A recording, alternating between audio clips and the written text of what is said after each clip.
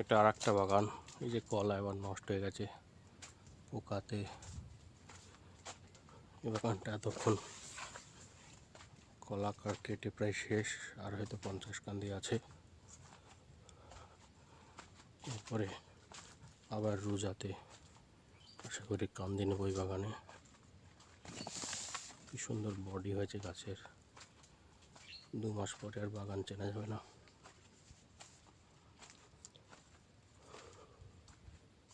যে কিছু কলা সুন্দর কালার আছে, আবার কিছু কলা পোকায় নষ্ট করে দিয়েছে।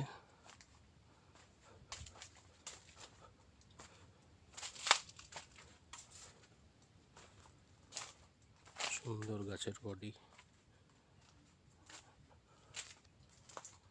সব 15 ছড়ি করে পড়বে আশা করি।